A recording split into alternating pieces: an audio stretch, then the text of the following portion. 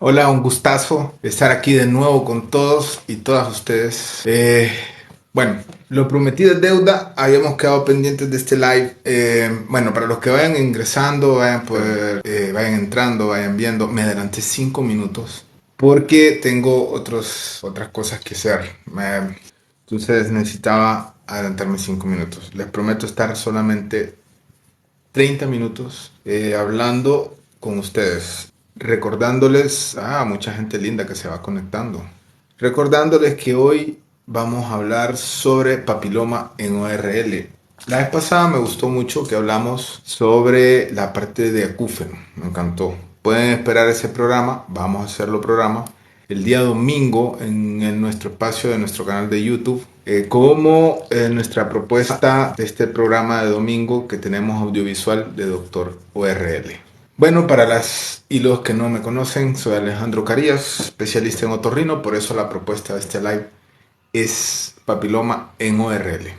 Un gusto.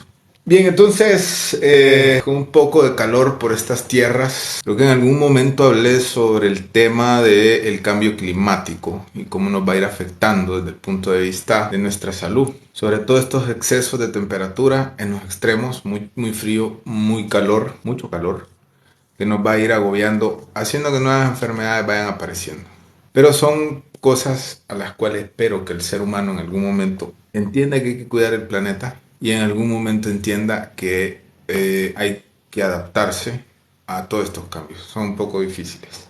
Tengo un pañuelo cerca de mí porque ha estado muy fuerte el calor. Además de las colas de hoy domingo, de hoy viernes. Bien, entonces les contaba, vamos a hablar, he estado buscando un poco más de información porque este tema lo pensé así rápido.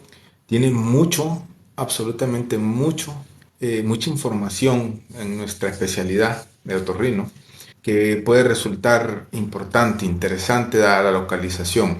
El abordaje es bien complejo porque esta es una enfermedad viral de transmisión sexual. Se transmite en contacto con otra persona que pueda estar eh, infectada. Claro, las infecciones en muchos casos tienen manifestaciones, pero en muchos casos son asintomáticas. Y ese es el tema que vuelve un poco compleja la situación en otorrinolaringología. Porque pasa en muchos casos desapercibida, inobservada, y al estar en contacto con la parte de otorrinolaringología, pues puede haber una infección. Ya sea de persona a persona directamente o durante el paso, se plantea también durante el paso del producto de la concepción por el canal del parto. Y eso vuelve un poco más compleja la situación. Tenemos muchas dificultades y aquí voy a hacer un paréntesis en nuestro país con el tema de el papiloma en laringe, la papilomatosis laringe, bastante frecuente. Y el problema de la papilomatosis laringea no solo es la situación y la condición de la patología de la voz o del problema de la voz que va produciendo, hacer que se produzca ronquera, sino el problema respiratorio que va produciendo, se va sucediendo con esta situación. Porque va tomando, se ubica principalmente en las cuerdas vocales y va tomando el espacio que está entre cuerda y cuerda, que se le conoce como espacio glótico, la glotis. Entonces, va produciendo cuadros disneicos. Tratamiento per se no hay. Estandarizado, regularizado.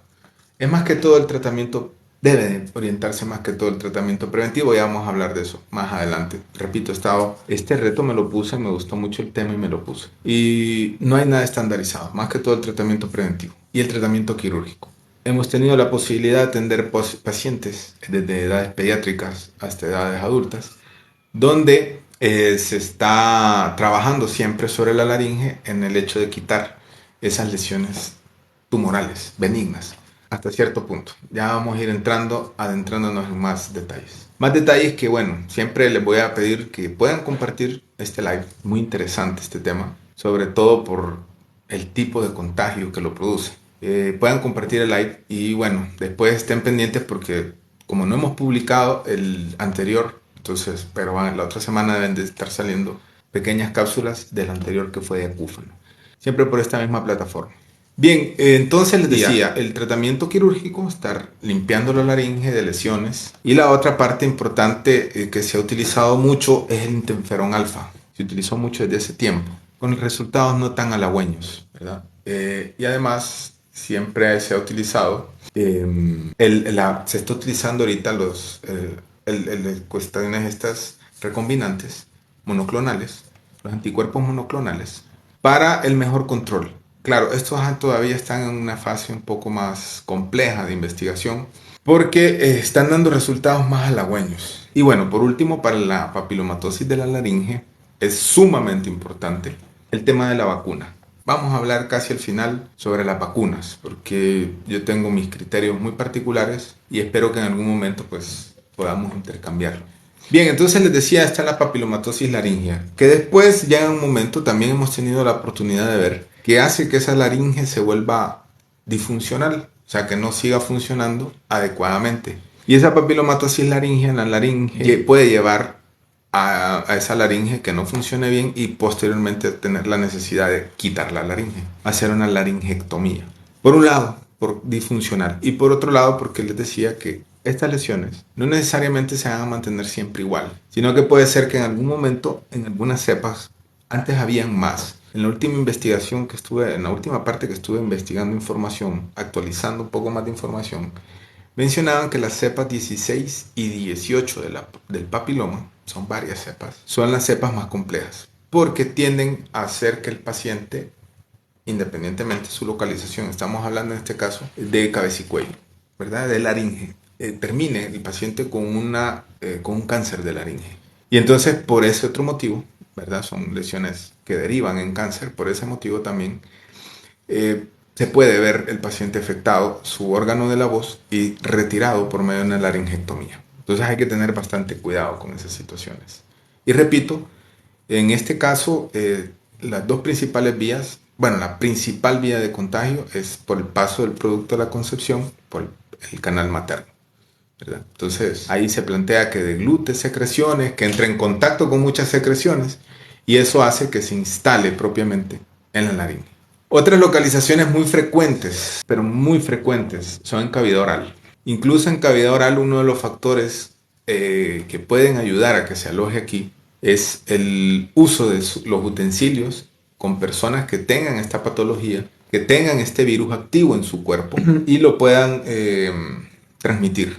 Aquí son unas cuestiones personales, ¿no? Utensilios de alimentación que no llevan un proceso adecuado de higiene y de limpieza. Y otro punto importante para el contagio en la cavidad oral, pues viene siendo el hábito de fumar. Entonces eso hace que esta situación, esta condición, pueda facilitar la persona reciba un contagio sobre papilomatosis laringe. En la cavidad oral es más fácil la visualización si hubieran lesiones, pero repito, estaba viendo que hay un alto contenido de estos pacientes, de un alto grupo de estos pacientes que no desarrollan síntomas, pero el virus está activo en su cuerpo. Bien, entonces seguimos viendo en qué otras partes lo podemos encontrar. En este caso lo podemos ver también en la faringe, orofaringe, que está detrás de la cavidad oral, es la parte que nos vemos cuando abrimos nuestra boca. Y eso se puede ver alojado ahí. Obviamente en las amígdalas, ¿verdad? Es una localización que también con algún grado de frecuencia se puede ver.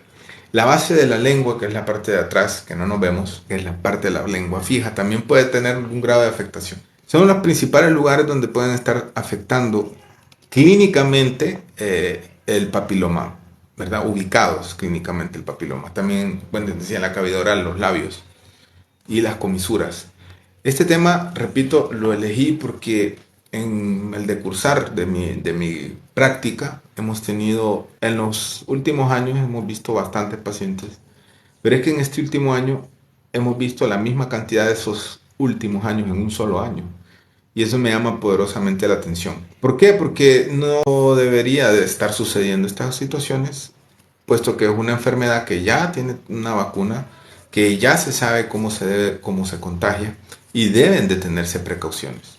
Las principales dificultades para el contagio de esta enfermedad, les decía, que se transmite por algunas vías muy conocidas, es principalmente tener varias parejas a la vez. Predispone a este tipo de enfermedad, no utilizar métodos de barrera en la protección, como protección, ¿no? Para evitar el contagio, entrar en contacto y evitar el contagio de la papilomatosis. Esos son principalmente algunos factores de riesgo. También hablaba por aquí el hábito de fumar, muy frecuente, que se ha aumentado. Y aquí sí vamos a hacer un paréntesis porque para mí cumple el mismo efecto, la misma función. El cigarro tradicional con tabaco, como estos últimos que han salido, los electrónicos, cigarros electrónicos, que se están viendo que no son tan seguros como uno pudiera decir, bueno, antes era el tabaco y era entrar el fuego en contacto, pero es que estos también están teniendo una alta incidencia de enfermedades oncológicas en otorrinolaringología. Cavidad oral, faringe, laringe, se está viendo con mucha frecuencia. Entonces, por ahí tienen el mismo efecto nocivo sobre la salud de las personas. Y hay que tratar de evitarlos, no porque sea otro el mecanismo, el humo entra en contacto con el epitelio de la vía aerodigestiva superior. En este caso, hablando de otorrinolaringología, también se ha visto en el cáncer de pulmón y puede traer efectos secundarios muy complejos, pero muy complejos. Entonces les decía, un factor de riesgo es el hábito del cigarro. Otro componente muy interesante que es de tomar en cuenta, muy importante, es las predisposiciones que pueda tener la persona, ¿no? O los factores como por ejemplo la madre que esté infectada y dé a luz por la vía tradicional. Estoy tratando de utilizar palabras que no vayan a ser mira de bloqueo, ¿no? Entonces, por la vía tradicional pase por el canal del parto y obviamente se contagie el producto de la concepción, es otro factor de riesgo. Y ahí pues tenemos mucho que ver el personal de salud que desde hace muchos años la OMS, la Organización Mundial de la Salud, mandó de una buena manera que se procure que todos los partos o la gran mayoría de los partos sean institucionalizados, o sea, dentro de una unidad de salud, y que a esa embarazada se le dé un seguimiento adecuado, en el sentido de que se le pueda hacer diagnóstico de todas estas patologías a tiempo y no vamos a tener una sorpresa, sino que en su momento adecuado pueda ser el producto de la concepción, pueda salir por el canal del parto, por una cesárea, no necesariamente por el canal del parto.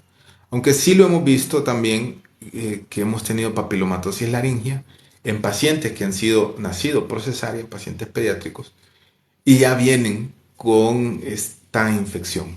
Entonces ahí hay que evaluar muchas cosas todavía. Dentro de la clínica de otorrinolaringología mencionábamos algo en laringe, ¿verdad? La disnea, o sea, la falta de aire que puede producir, la dificultad para respirar.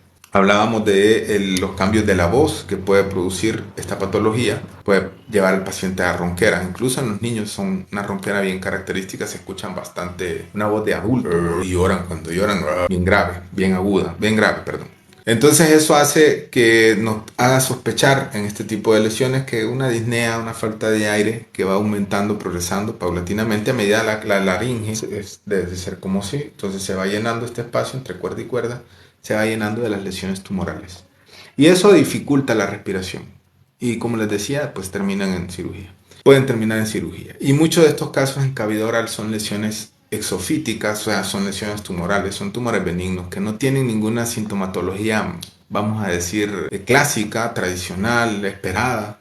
Por lo general los pacientes pueden sentir algún disconfort, algún dolor, puede haber algún pequeño sangrado de esa lesión, en cavidad oral principalmente. Y muchas veces son verrugas, ¿no?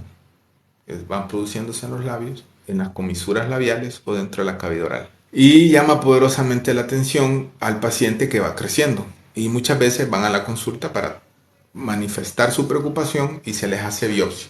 Porque el diagnóstico en cabeza y cuello, en la parte otorrinolaringológica, pasa mucho por el tema de la biopsia, tomar muestra de ese tejido, de esa lesión y mandarla a estudiar por anatomía patológica al microscopio.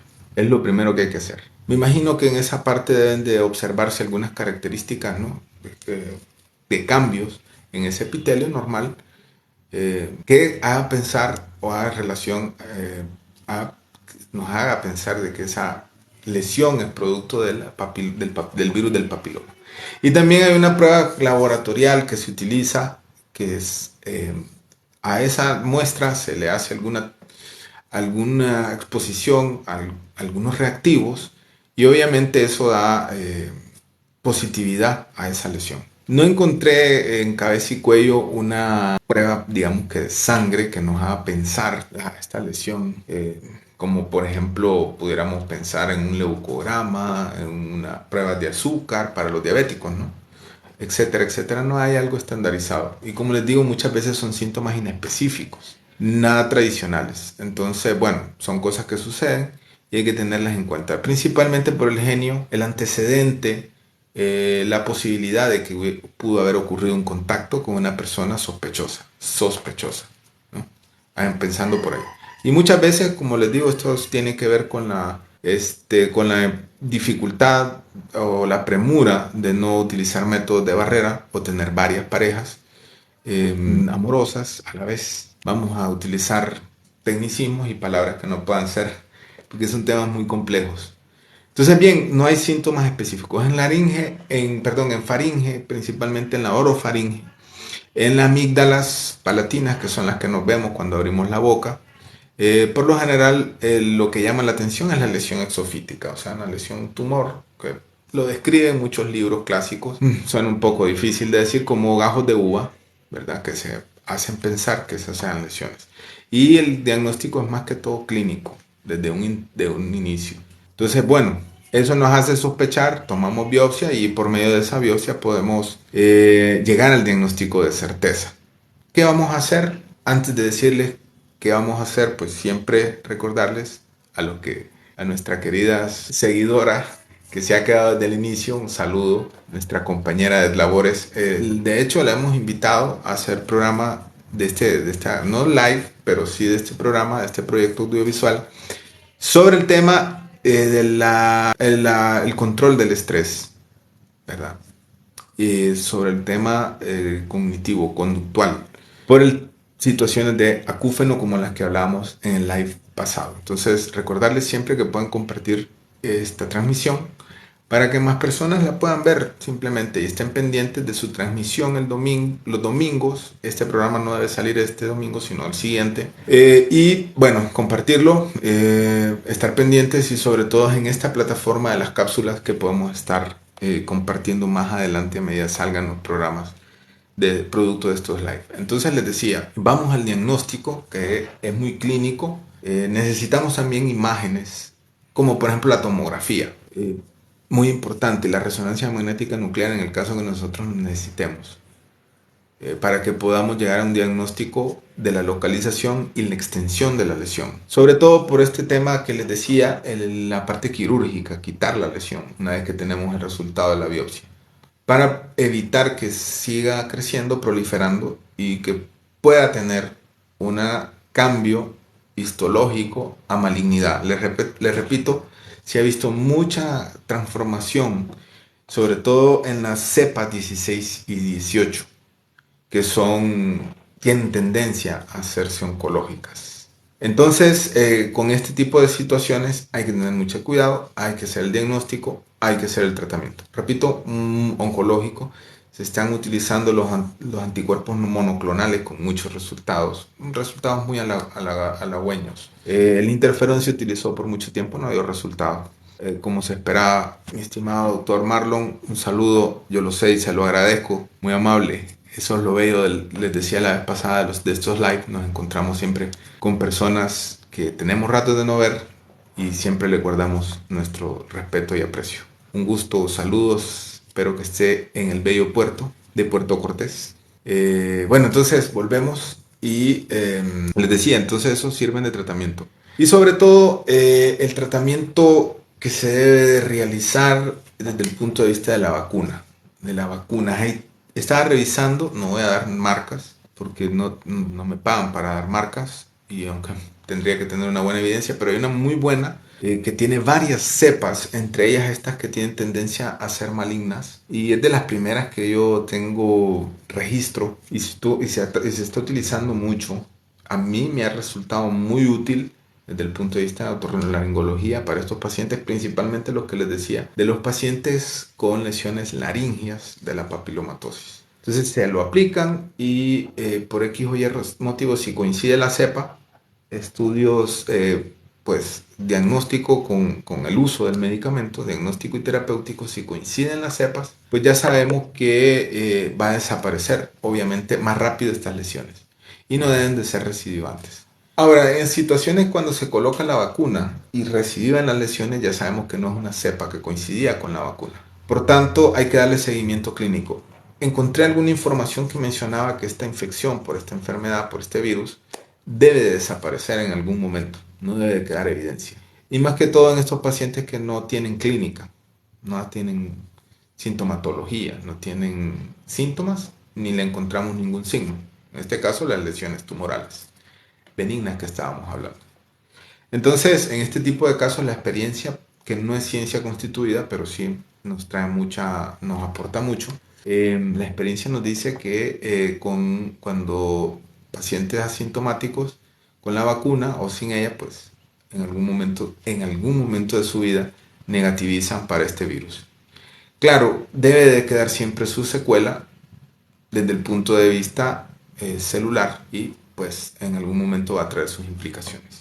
Entonces es importante las vacunas. ¿Qué sucede en muchos países? Por suerte se está aplicando estas vacunas, son 3, ¿verdad? Se están aplicando a la población, desde la población pediátrica, adolescente y adultos jóvenes en general. Y eso me parece súper bueno, súper bueno. Pero tenemos países como el nuestro, donde lamentablemente todavía, a pesar de que se cuenta con un programa de vacunación muy bueno, no se termina de llegar a la concreta, de aplicarle a toda la población en general, hombres y mujeres, sino que se está utilizando más que todo en niñas. Me parece bien. Vamos a ver después de eso, ya lo vamos a mencionar, vamos a dedicarle unos minutitos a esa parte de esa pregunta que me parece muy interesante. Entonces les decía, la vacuna, y nos ayuda a que por lo menos las cepas más dañinas, por así decirlo, que se pueden mutar a cáncer, pues la población quede un poco libre de esta situación. Y obviamente algunas otras cepas que puedan desarrollar por alguna característica clínica, se utilizaba mucho en la parte ginecológica, entonces pudieran desarrollar otro tipo de lesiones a nivel ginecológico.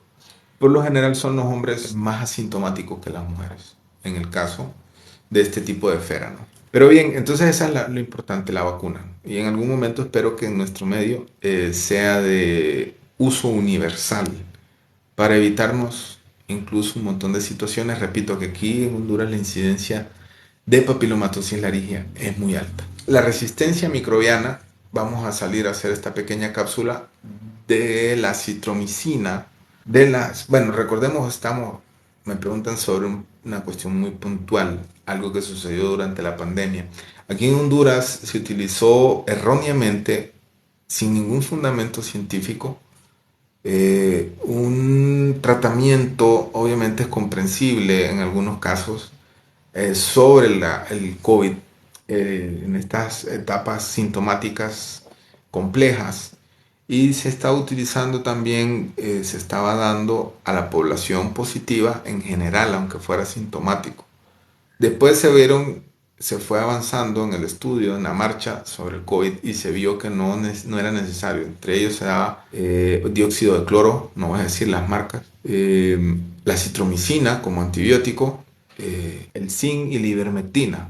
De la citromicina, no me he preocupado tanto la resistencia antibiótica que pudo haberse generado, como el tema que estoy viendo con mucha frecuencia, problemas gastrointestinales que quedaron, problemas de arritmias. Tengo varios pacientes con arritmias porque nos dimos cuenta que la citromicina no era tan segura como nos habían dado, ¿no?, a pensar. Y nosotros lo utilizamos dentro de la especialidad muchísimo. Entonces, eso es lo que más me ha preocupado, el tema de las arritmias. La resistencia microbiana como hacia la citromicina, como su uso ha disminuido, no se está dando estandarizado o no debe darse ya de manera estandarizada para el COVID, puesto que hemos visto que no necesita toda la población, y con la vacuna incluso este tema ha mejorado mucho con la vacunación, aunque todavía en Honduras tenemos grandes grupos poblacionales. Creo que 1 de cada 4 hondureños todavía no se ha puesto el esquema o una vacuna o el esquema completo, no lo ha terminado.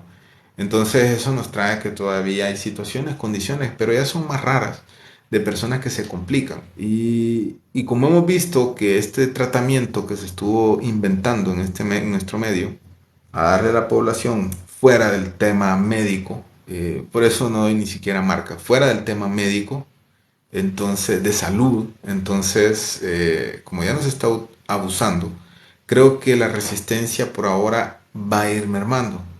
Ahora bien, el tema de medir porcentajes de resistencia a la citromicina es bien complejo, porque necesitaríamos hacer un estudio poblacional en este caso, en enfermedades que sean afines a la citromicina, que sean sensibles a la citromicina. Son muchas las enfermedades respiratorias, las otitis, la sinusitis, las amigdalitis, pueden tener algún grado de recomendación, ojo, algún grado de recomendación. Siempre es necesario que lo evalúe el facultativo, un personal de salud, para determinar que estas son así, que ese es el diagnóstico y que puede utilizar la citromicina, por eso que estamos hablando incluso de las arritmias, los problemas gastrointestinales, etcétera, etcétera.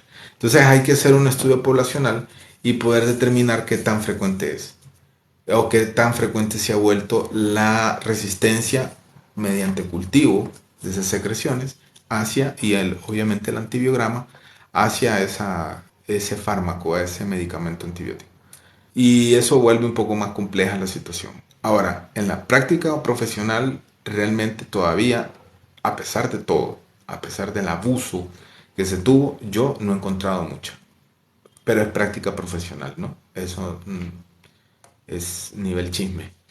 No hay un basamento científico profundo para poder sostener, concretar esto. Igual que con la práctica profesional, sí digo, y tengo que decirlo, que con este antibiótico he tenido muchas experiencias ya con pacientes con arritmias y problemas gastrointestinales por el abuso de la citromicina, que no era tan necesaria.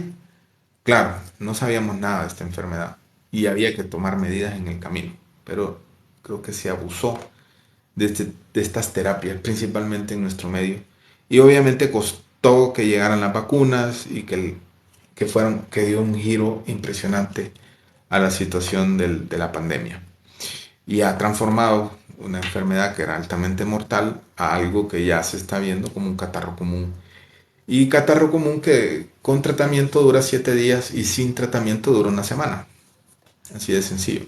No se están complicando tanto los casos. Repito, excepto aquellos casos que no se vacunaron, como al inicio se estaban complicando. Bien, entonces, para concluir el tema de la papilomatosis laringia, siempre pueden colocarnos sus preguntas en el chat. Estamos en vivo, las estamos viendo. Agradezco al doctor que nos hizo llegar esta consulta. Espero haberla podido abordar de la mejor manera y haber podido sacar sus interrogantes. Entonces, bien, para terminar con la papilomatosis laringia, si ustedes quieren, incluso después podemos dar el martes, porque dije que hasta ahora había una encuesta, no sé si la han ido viendo. Dejamos una encuesta ahorita para empezar qué día les interesaba mantener el live. Hoy viernes me costó mucho. Venía sobre la marcha tratando de cumplirles a ustedes en el horario. Bien, entonces les decía, podemos hablar en el próximo live sobre COVID y la realidad actual en nuestro entorno, en nuestro medio, que ya no me preocupa tanto. Me preocupa más que no aprendimos del COVID. Miro mucha gente sintomática, respiratoria, en la calle, sin protección, abusando de las demás personas aparentemente sanas, sea COVID o no sea COVID. Y eso no lo aprendimos, ni siquiera a cuidarnos ni a cuidar a los demás. Nos importan muy poco. Y eso nos pone como especie en una situación muy difícil, muy compleja, ¿verdad? Pero bueno, eso podemos hablar después. Entonces les decía de la papilomatosis, para concluir, es una enfermedad muy compleja porque muchas veces pasa sintomática la infección y en algún momento puede empezar a desarrollar síntomas que son síntomas muy banales. Estaba revisando también la fiebre y algunas molestias muy banales, incomodidades muy banales, inespecíficas, y le aparece después la lesión tumoral, la lesión que crece en cualquier parte de la cavidad oral, faringe, laringe, y con frecuencia eso hay que tomarle biopsia para dar con el diagnóstico. Cuando ya, a mí lo que la práctica sí me ha aconsejado es que cuando ya aparece la lesión, es muy difícil poder controlar el crecimiento y la presencia de la enfermedad.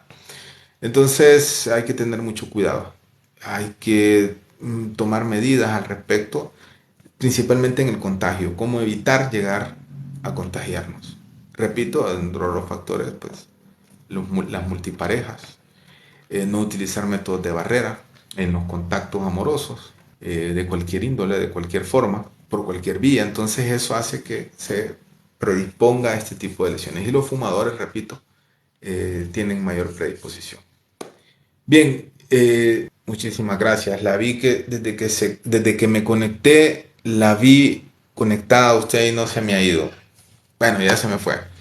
Mucho cariño y mucho amor a todas esas personas que desde el inicio se quedan, van y vienen, dejan sus comentarios, comparten, dejan su corazoncito, lo pueden dejar. Y bueno, entonces, terminando, porque les prometí 30 minutos, ya llevo 35.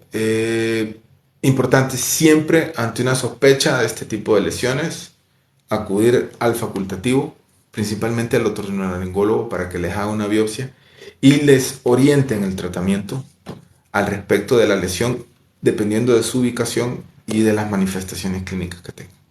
Entonces, bueno, un gusto habernos conectado. Nos volvemos a ver programado el martes que viene, siempre a las 7 de la noche, hablando con algo de otorrinolaringología importante en salud. Y me interesa mucho el tema de educación en salud, sobre todo para no enfermarse. Me interesa que logremos, porque sí he estado viendo mucha información al respecto de que el médico solo sabe curar, pero no sabe evitar que el paciente se enferme. Entonces, bien, nos vemos en el próximo live, que debe ser el martes que viene, siempre por este día. Recuerden que van a estar colocándose el programa en YouTube, en la plataforma de YouTube, de mi YouTube personal. Este mismo programa, este mismo live, el domingo, el siguiente domingo, este ya está hecho, que es de Acúfeno, los invito a que lo miren. Va a estar muy bien, muy bueno, a partir de las 7 de la noche, hora de Centroamérica, sí lo vamos a decir. A 7 de la noche este domingo, la presentación, bueno, el estreno del programa de Acúfeno, y este que ha sido de papilomatosis laringea será para el siguiente viernes, el siguiente domingo. El martes vamos a ver, compartir, pueden dejar sus comentarios en el perfil para ver qué temas les interesa que vayamos hablando. Los vamos a ir hablando, vamos a tratar de concentrarlos en 30 minutos. Y vamos a ir también concretando otras entrevistas que estamos pendientes de hacer. Tenemos varias entrevistas por ahí que tenemos que realizar y queremos compartirles a todas y a todos ustedes. Bueno, hasta entonces pueden seguir esta plataforma, es muy interesante. Siempre tratamos de hablarles algo, aunque sea en broma, aunque sea en serio, de darles consejos de otorrinolaringología para las personas en general y para muchos colegas que han pasado en la formación con nosotros y que hoy se están desempeñando desde el punto de vista profesional para que tengan herramientas que les permita atender muchísimo mejor a todas y todos sus pacientes. Gracias por estar conectados y bueno, recuerden seguir esta cuenta, la cuenta de YouTube principalmente, para que estén viendo toda esta información que estamos generando. Hasta la próxima, que sería el siguiente martes. El domingo se estrena el programa que ya hicimos de live del martes anterior. Nos vemos, muy amables.